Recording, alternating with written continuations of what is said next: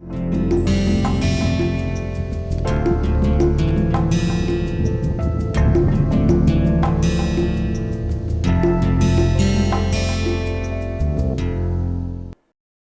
welcome to this lecture on the use of MATLAB for doing inverse dynamics.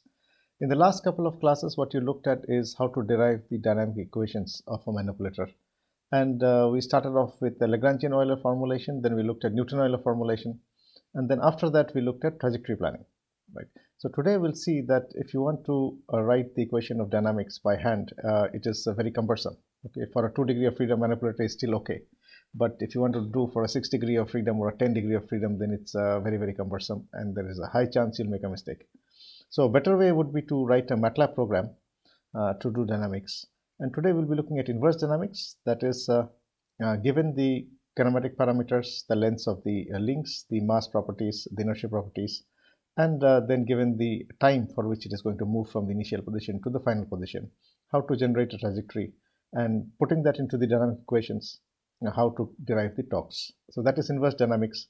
So we have to find the position, velocity, and acceleration at every instant, put it in the dynamic equation, and get the torques at those respective instants of time. Okay, so today we'll look at inverse dynamics using MATLAB. Okay, so today's we are going to look at inverse dynamics using MATLAB, and in the last couple of classes we have looked at how to write the dynamic equations, and then after that we looked at trajectory planning. So today we'll look at inverse dynamics using MATLAB. So let me formulate the problem like this, that we have a two-link manipulator. So this is my two-link manipulator. This is one link and this is another link, and the link lengths are L1 and L2, and there are two revolute joints. So this is 2 degree of freedom, and this is a 2R manipulator system, and the mass is acting at the center at M1, so it is acting at L by 2, and the second mass here is acting at is M2, is acting at L by 2. Okay, and these are revolute joints. And now in terms of the DH parameters, okay, we can write the alpha 1, alpha 2 is equal to 0, because it's a planar manipulator. D1, D2, the offset angles are also equal to 0, and the link lengths A1 is equal to A2 is equal to L, and theta 1 is one angle, which is a variable, theta 1, and the other angle is theta 2, and these two are the variables.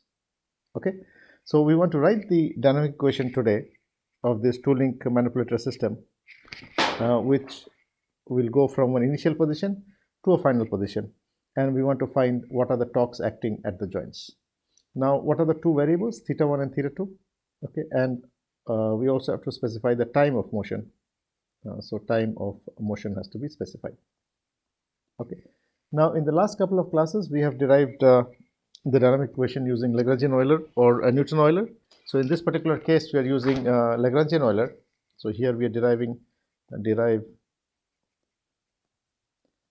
using Lagrangian-Euler dynamics, and if you write our equation, our dynamic equation using Lagrangian-Euler, then the final equation comes out in this form. For this manipulator it will come in this form. Okay, that means tau 1 tau 2 is equal to the D matrix, which is the inertia matrix, into the gravity. So d theta, this is my gravity, sorry, this is the acceleration, theta double dot in terms of t. This is my c theta dot theta, which is the Coriolis and centripetal force, and this is my sorry, this is my h. The way we have written it is h, and this is my c vector, which is the gravity vector, which is theta. Okay, so we have the three components of this dynamic equation, and they are the inertia term. In short form, I can write it as tau is equal to d into theta, and theta double dot into t, plus h theta dot into theta, plus c into theta. Now, what are the variables here? You can see that m mass is known, L is the fixed length. So what is the variables is theta double dot, theta dot, and theta. So if I want to find what is the torques acting at the joints, I have to supply the joint position, velocity, and acceleration at different instants of time. And for doing that, I have to fit a trajectory onto this joint angles which will take it from one position to another position. Okay, so essentially what we are doing is, what you see is that in order to do the inverse dynamics of this equation, you also have to generate a trajectory. So you have to do trajectory planning also. Okay, so how do we start? Now let me write the dynamic equation like this: what is known and what is not known. So let me change the color.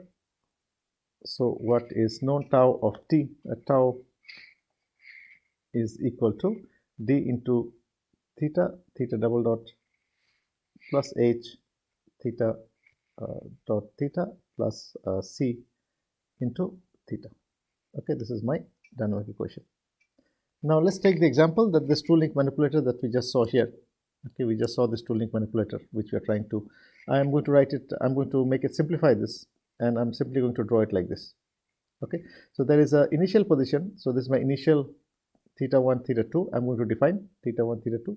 So this is my 0, 0 initial position, and I'll take it to some final theta 1, theta 2. Okay, so from here maybe it will go there, just for example. Okay, so where this is equal to 40 degrees and this is equal to 60 degrees. Okay, so after giving these parameters, the kinematic parameters, and then looking at the inertia parameters, then what we need to do is to define the time of motion. So let's say it goes from here to here in time t seconds. We have to define what is t. Okay, so what is it that we have to supply here? We said that the manipulator has to go from here to here in time, let's say time is t. Okay, now theta 1 from an initial value int to a final value, theta 2 will go from an initial value to a final value in time t. Okay, the time has to be same. Why the time has to be same? Otherwise it will jerk. So the time of motion for both the joints, the start and the stop, should be simultaneous, should be same. Otherwise what will happen, if one joint is moving, the other joint is not moving, then it will be subjected to subjected to dynamic forces, which is going to result in a kind of a jerk. Okay, so if you look at a robot start and stop, it always starts and stops at the same time, all the joints. So for a robot, start and stop is at same time for all joints. Okay, so this is something that is to be noted. Otherwise there will be a jerk on the system. Now we have defined our initial and we have defined our final. Now in our dynamic equation here, what is the input that we have to give? We have to give theta, theta dot and theta double dot. Okay, so now we know the initial point, we know the final joint angle, we know the time for which it is moving. So what we can do is we fit a trajectory. So theta 1 t is equal to a naught plus a1 t plus a2 t squared, okay, plus a3 t cube. This is trajectory planning. We have looked at it in the last class. Now if I take the derivative of this, theta 1 dot is equal to a1 plus 2a2 plus 3a3 t squared, and theta 1 double dot t is equal to 2, sorry, there is a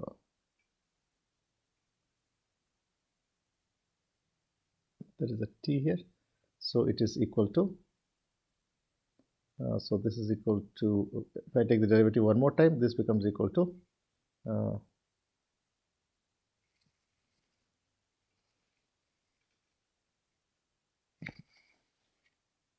is equal to 2a2 plus 6a3t. Okay, so this is my position, this is my velocity, and this is my acceleration. Okay, similarly this will be for theta 1. Okay, so similarly I'll have a set of equations for theta 2. So theta 2 also will be having theta 2t is equal to let's call it a naught plus a1t plus a2t squared plus a3t cubed. Okay, this is another set, and from here we can get theta 2 dot, and we can get theta 2 double dot, okay, simply by taking the derivative.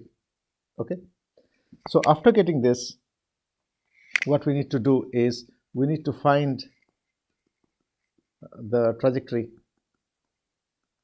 which means solving for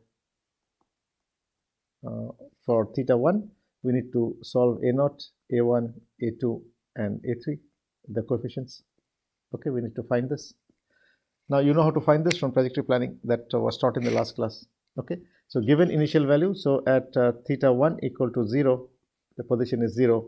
At theta 1 equal to final TF, or it will be at some location, let's say 40 degrees, just for example. And velocity is theta 1 at 0 is equal to 0, and theta 1 dot at time final is also equal to 0. So this one set of constraints, okay, for finding theta 1. Similarly, we can also find for theta 2. Okay, so for corresponding theta 2, for this we can find these parameters by these constraints. And similarly for theta 2 also we can find by putting this constraints, we can find what will be the coefficients a0, a1, a2 and a3, right? So now we have been given the time, so this is our time. Say I'm just revising what was done. So time is equal to t here, and theta 1 is going from theta initial to theta final in that time. So we have to find the position. Okay, so you have to find theta, theta dot and theta double dot. How do you find that? So you divide this time into equal intervals of time. Okay, for example, if this is 10 seconds, just for example, then you divide it into maybe 10 or 100 instance. If I divide this 10 seconds by 100 instance, I'll divide it. What I'll get 0.01. Okay, so 0.1, sorry, 0.1 units. Okay, so each of this fellow is 0.1 unit.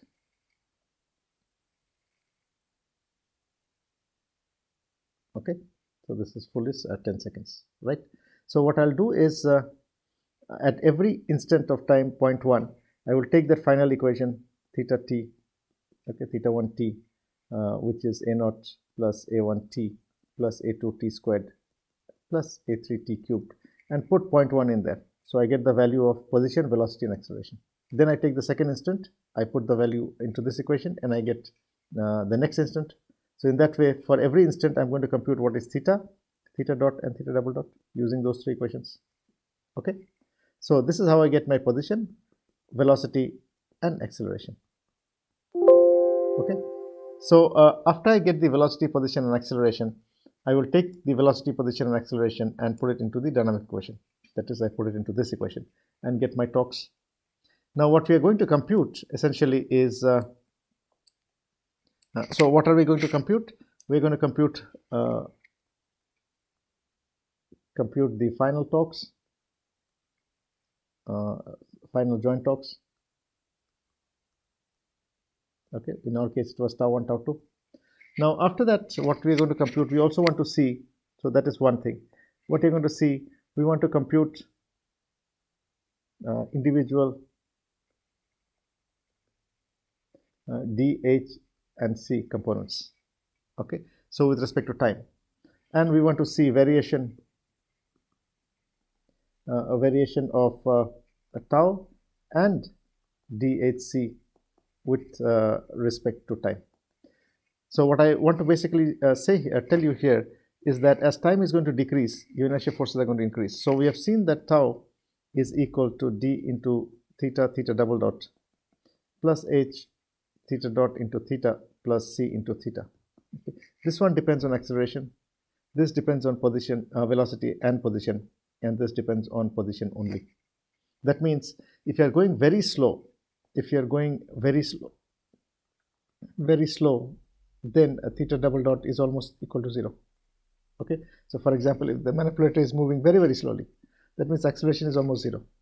Okay, but if you are going very fast, so if you are going very fast, then theta double dot is high. Okay, so if I change my time of motion, you can see the variation of tau, H and C, and that is why I'm going to vary time also. So first we'll do it for different instance of time. For example, we can do for 5 seconds. Okay, that means the manipulator is moving from one end to the other end in 5 seconds. Then I can do for say 2 seconds or 1 second. Okay, and then I can do for very fast 0.1 second. That means it is moving from one point to another point in just 0.1 second, which will mean that it will have very, very high acceleration. So basically what we want to see, what is the variation of torque. So if we vary time, we can see what is the effect of the increase or decrease of acceleration, velocity, and position on the torques and the different components H, C, and D. Now, we see that this one, gravity, does not depend on velocity and acceleration. So gravity component will more or less remain constant. Okay, so this does not depend on theta double dot and theta dot. So gravity is constant. So this is something that we'll see, that even if you change your time, it will have no effect on gravity, but on gravity term, on the gravity component rather. But it will have an effect on the acceleration, that is the maximum. Corollary centrifugal does not have much component, and it is not going to depend. It is not going to depend on the time of travel. Okay. So let's see how we're going to write our program now. So when we're going to write our program in this way, so the first thing in the program, so this is my MATLAB. A MATLAB program for inverse dynamics. Okay, and the problem is the same problem that we talked about, that I had just given some time back. So the lengths are L1, L2. So this is L1, that is L2. Gravity is acting at M1 and M2, which is at half the length. So this is L by 2, L by 2.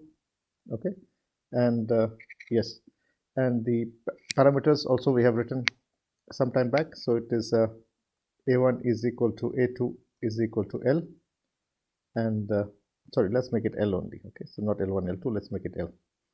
Now alpha 1 is equal to alpha 2 is equal to 0, D1 is equal to D2 is equal to 0, and the variables are theta 1 and theta 2. Okay. So the first thing in the program that you have to write is the mass parameters. We have to define the mass parameters as M1 and M2. Okay, so this is how the program would look like. So this is the program. I will show you the actual program in MATLAB. This I'm just giving you the overview of the program. So first we define the mass, then we define the length, okay, as L.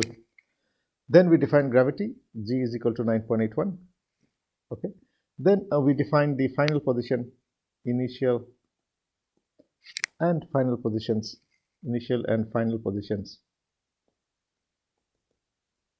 of theta 1 and theta 2. Okay, after that we define the time of motion.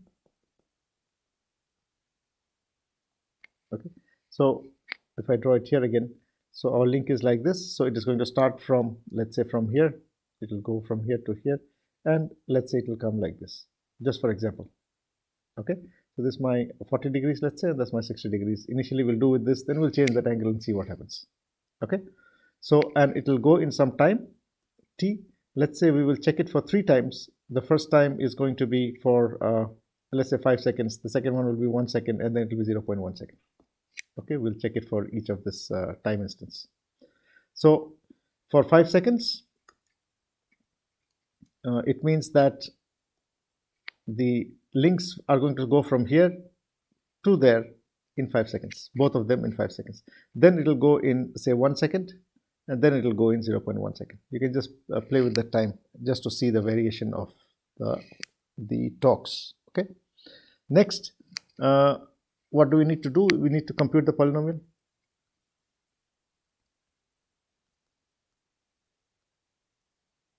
Okay, so we need to compute the polynomials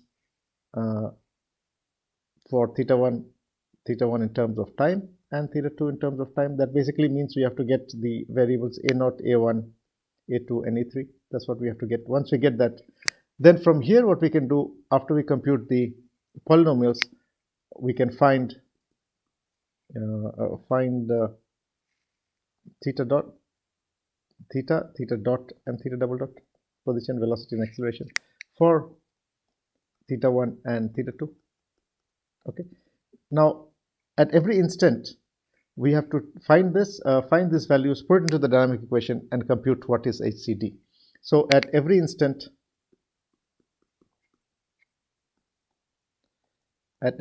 of time, so I will probably divide the time t, total time, by 100 units, okay, or less than that, and then for every instant of time we can find theta, theta dot, and theta double dot, okay, for theta 1 and theta 2 time, in terms of time, and then put it in the dynamic equation. Put in dynamic equation. Okay, so the dynamic equation is tau h theta, theta double dot plus h theta dot theta plus c theta, right? So when every instant of time I'll compute the position, velocity, acceleration, put it in there, get the tau, and then I'm going to plot. And what am I going to plot? As I said, that we are going to plot tau 1, tau 2, the joint torques, okay, and then we're going to plot d, h, and c, the different components, okay, different components of tau, and we're going to vary. So this is what we're going to plot for let's say three different time instants.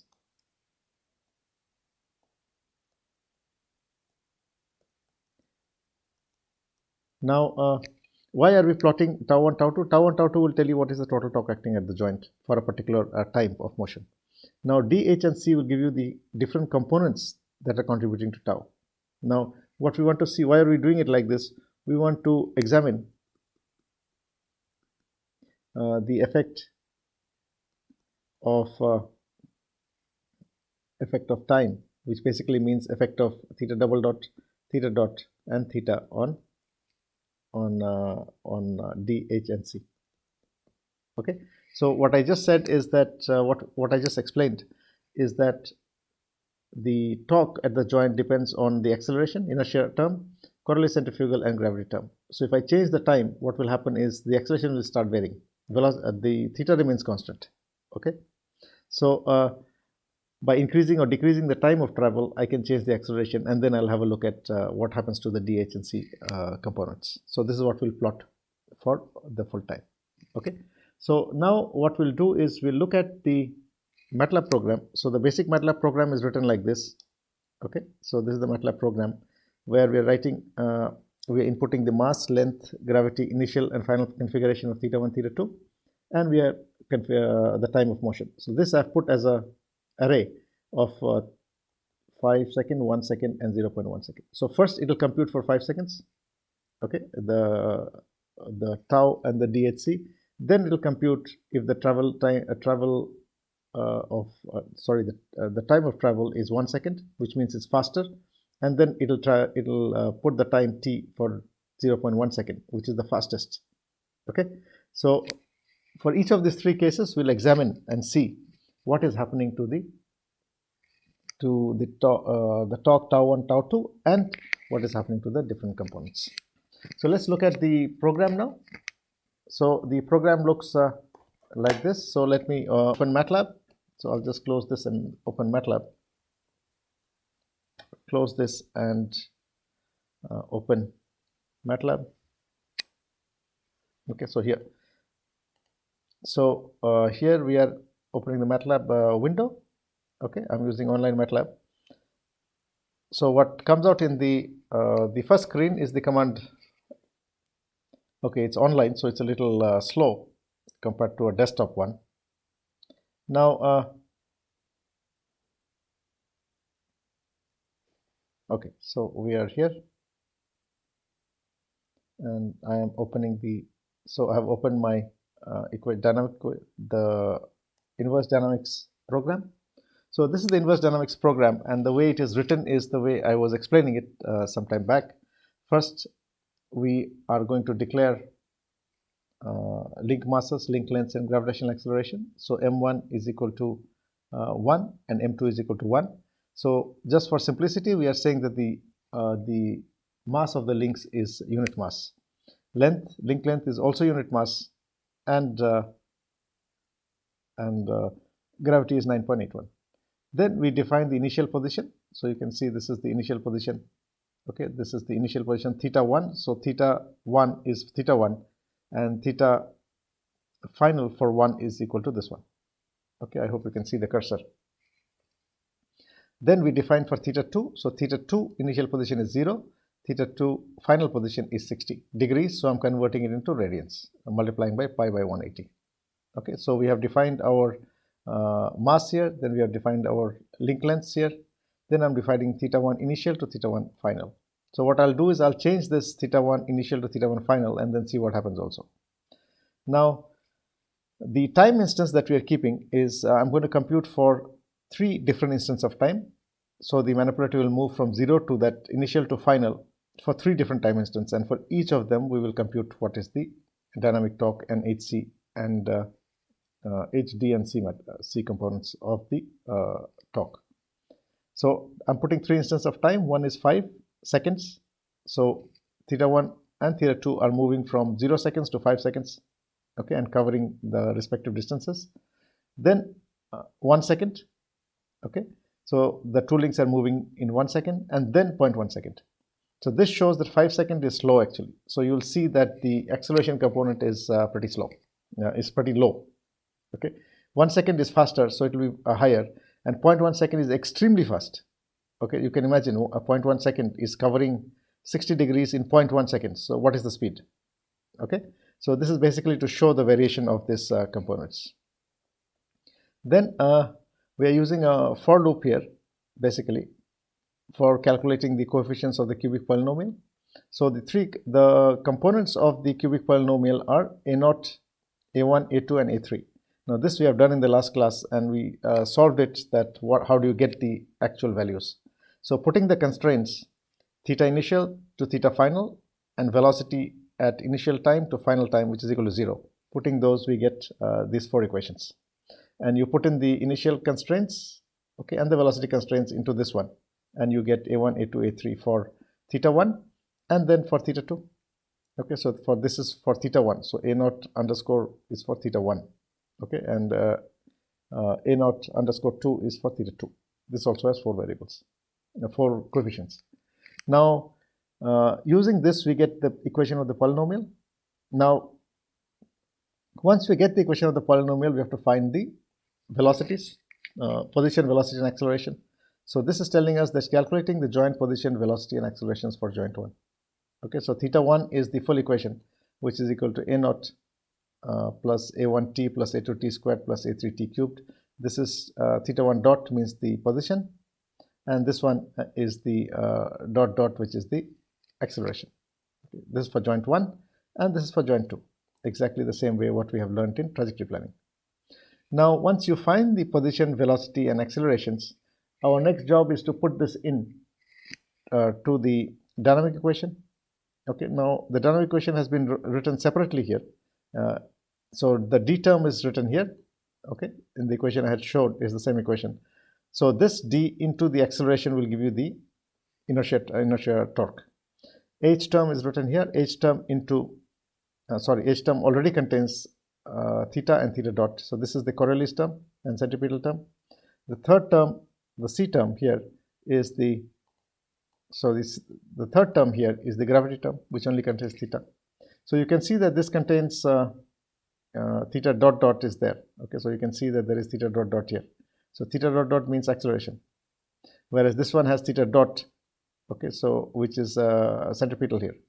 Okay, and this one only has theta, which means gravity. Okay, so summing these 3 are going to give us the total torque. So we are calculating the total torque as d term plus h term plus c term. Okay, which is exactly what we had done. Now we are storing them and plotting them later. So this is for plotting. So how we are plotting is we are plotting your x-axis is your time instance. Okay, so time, whatever is your time we have specified. Then joint torque, it is plotting the joint torque. Okay, time versus joint torque, and then time versus your components, which is shown down here, which is inertia component, Coriolis centrifugal component, and gravity component. Okay, and this is for legend. So this legend is basically for writing what it indicates on the graph. Okay, then we are initializing the storage variables for the next run, because first run is for time instant of 5 seconds. Okay, then it will have to clear the variables and run it again for 1 second, and then it will clear again and run it for 0.1 second. So for 5 seconds, you'll be getting 2 graphs. one graph giving us the variation of tau 1 and tau 2. For 1 second, we'll be getting again, for 5 seconds, we'll be getting two graphs. One graph giving us tau 1, tau 2, the other graph giving us H, C, and D components. Okay. Similarly for 1 second and for 0.1 second also. Okay, so this is our program, and this is how you write the program for inverse dynamics. Now let's go to the editor. Something to remember here, keep in mind that time was 5 seconds, then it was 1 second, and there was 0.1 second. So first two graphs will be for 5 seconds, then it will be for 1 second, and then it will be for 0.1 second. So let's run it and see what we get. So it is plotting figure 1, figure 2, figure 3, 4, 5, and 6. So for every time instant, it has two figures. Okay, we'll just see what those figures are. Okay, so here you can see that figure number 6 is variation of joint torque components. Oh, let's look at this one first. Okay, let's look at figure number 5. Should we start from this side? Okay, let's start from, okay, no, it's okay. Let's look at figure number 5 first. Now this means this is the joint torque for tau 1 and tau 2. Joint torque for 1 is the blue one, and the orange one is joint torque 2. And time is 0.1 second. Okay, so this is how the joint torque of the joint 1 and the joint 2 varied for moving the link from theta 1, moving the links by, for theta 1 by 40 degrees and theta 2 by 60 degrees from 0 position. Okay, so you can see the variation of the joint torques for tau 1 and tau 2. Now joint torque tau 1 is much higher because it is carrying the weight of the joint 2 also. Okay, that's why it is much higher. That is clear from here. Now please look at the numerical values. It's about 1600. Okay, Newton meter. So you can imagine what is how high the torque is. 1600 Newton meter torque in the joint to carry only a mass of 1 unit mass, say 1 kg. Okay, so you can imagine how much torque is being required here. Okay, so this is something to note. Now let's look at the figure number 6, which is showing us for the same joint torques, what are the different components of D, C, and G. G is gravity. Okay, so what we are seeing here is, okay, please note that here it is, I had written C, but it is gravity vector is denoted as G here. Okay, now what this is showing us is that the inertia term for link 1 is as high as here. The inertia component rather is 1600 almost. Okay, inertia term for the second one is a little bit lower, it's about 500. Okay, so adding this and this is contributing to the major component of the torque here. The gravity component is as good as 0. Now this is not 0, but because of this scale of 2000 on the y-axis, whatever is the gravity torque, it is almost becoming like 0. It is not 0. Okay, so there is some gravity torque, but it is negligible in comparison to the dynamic, to the inertia torque. Okay, so this is something to note, that the variation of these three. So Coriolis and centrifugal is also there, but it is also much less than the inertia forces. So this is on one end of the spectrum, where we are having the motion for 0.1 second as indicated there, and we are seeing the variation of the torques going from 1600 Newton meter. Now on the other side of the spectrum, and yeah, note this carefully also, remember this, that here you're seeing that the gravity torque is almost 0, and your inertia component is 1500 and 500. Okay, now let's go to the other end of the spectrum and see that for very slow speed of 5 seconds, what happens. So figure 2 is for 5 second travel time of 5 seconds. Now you see that the inertia torque, which is the blue color and the red color, is as good as 0. Okay, so please note this. What I was trying to explain with these graphs is that as you change your acceleration, your torques are going to change and your different components are going to change. So here our gravity component is 20. Okay, so gravity component for first joint and gravity component for second joint, this is 20 and that is 5. So actually the gravity component was about 20 and the inertia component is 0. Why? Because your acceleration is as good as 0. 5 seconds is very slow, so it's moving in 5 seconds very slowly. Coriolis centrifugal terms are as good as 0. Again, because the velocity is very small. Okay. Now gravity term will remain more or less constant. Now let's look at figure 1, which gives us for the total travel time of 5 seconds. If you look at the torque, the components of the torque, the first fellow is 20 and the second fellow is 25. Okay, so that is what is giving us the total torque. Okay, so here it is slightly less than 20, so adding that and this is giving you the total torque, which is 20, and the joint number 2 is 5.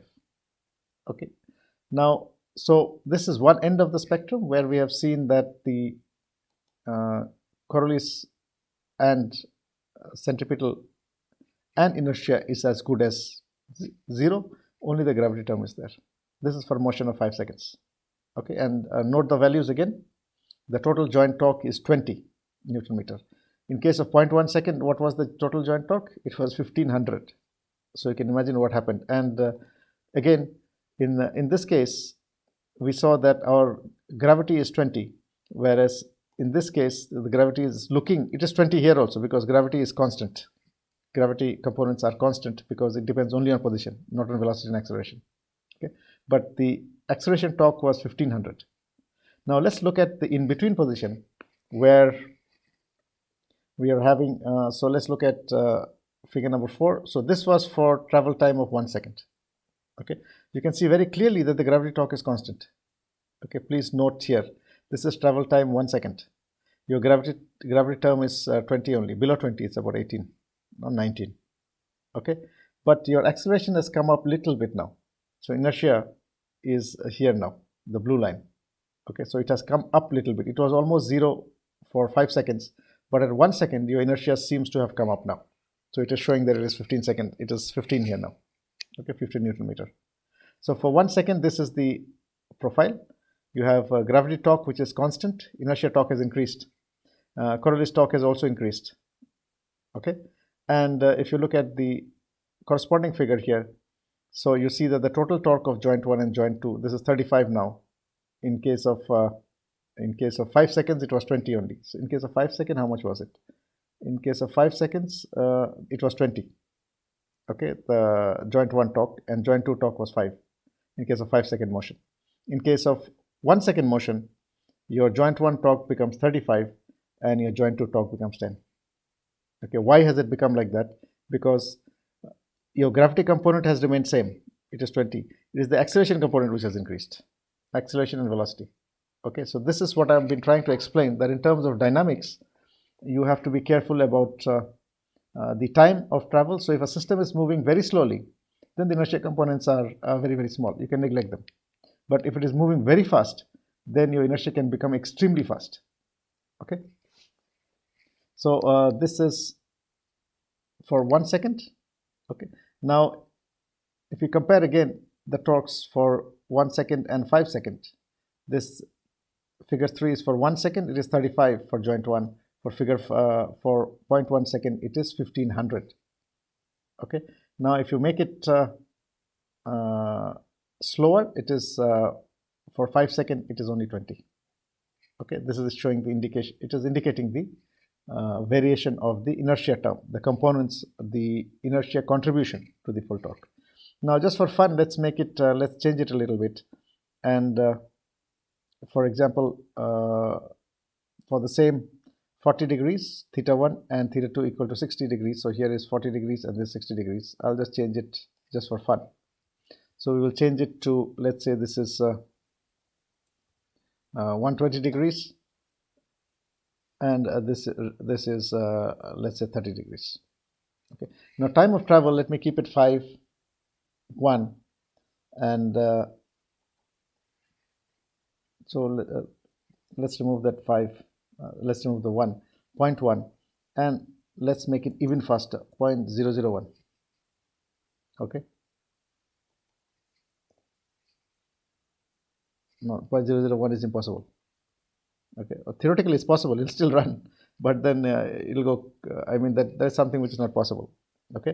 So 0.1 second also is not possible. For example, to move 120 degrees in 0.1 second, I don't think any robot can do that. Okay. So this is just to show the variation. So let's, I'll just close these figures. Figure 6 is closed, 5 is closed.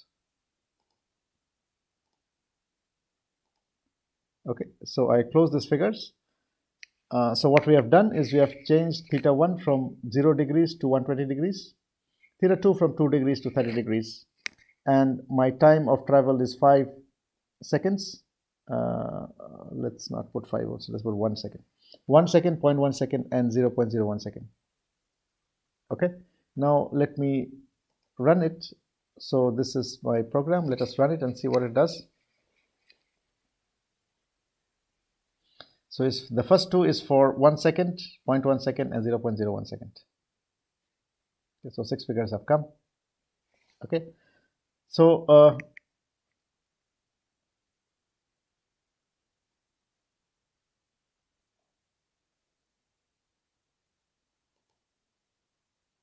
if you look at figure 4, what is happening is that figure 3, if you see, the torque has gone up to 0.4000. Okay, figure 4 for 0.1 second. Sorry, this is for 0.1 second. It has gone up so much because the angles are, I've changed my angles also. Now for 1 second, so let's see this variation of torque for total travel time of 0.1 second. It is gone up to 3500, joint 1 and joint 2. Okay, now for 1 second, it is 60 Newton meter. Again, it's the same thing. If you look at the components, it will show that gravity is lower, but here inertia has gone up a little bit more. Okay, the blue line has gone up a little bit more. Now, if you look at figure 4 for 0.1 second, inertia has gone up. This is for figure 4. Now, if you look at figure 2, you see that inertia component is only about 35. Okay, gravity is 20. Okay, what about this fellow?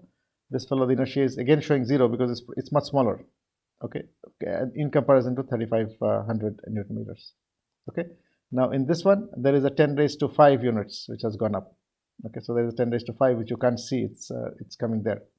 Okay, and if you look here, it is again 10 raised to 5, the unit on the y-axis. You can see it there, but it's just below that writing there. Okay, so 10 raised to 5 units.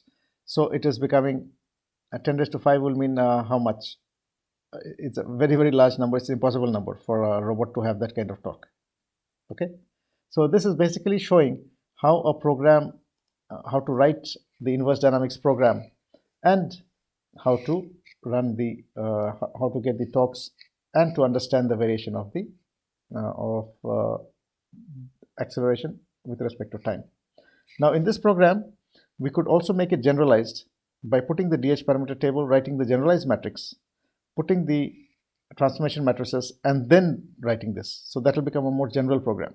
But with whatever we have done in the last few classes, especially with MATLAB, you should be able to do that now. Okay, so today's class was on the use of MATLAB, and we have seen how to write an inverse dynamics program and how to compute the various terms, H, C, and G terms of the dynamic equation. This also gives a very good example of the use of trajectory planning, that you have to write a trajectory first to find the position, velocity, acceleration, which you are supposed to put in the dynamic equation to get the torques. Okay, so as we go along, we'll be looking at more problems with the MATLAB, where you can actually write your own program to do forward kinematics, inverse kinematics, dynamics, and then control of robotic systems. So when you see a ready-made program, it looks very easy, and it's very smooth and easy. But when you write it yourself, there'll be errors. But please do write the program yourself. Okay, MATLAB is a very good programming language where it's very easy in the sense of the syntax and in terms of writing the equation and running it. And there is a lot of help on MATLAB forums. Okay, there is a MATLAB community where you can post your questions, and there are people who can answer. Okay, now so we'll stop here today, and we'll continue in the next class. So thank you.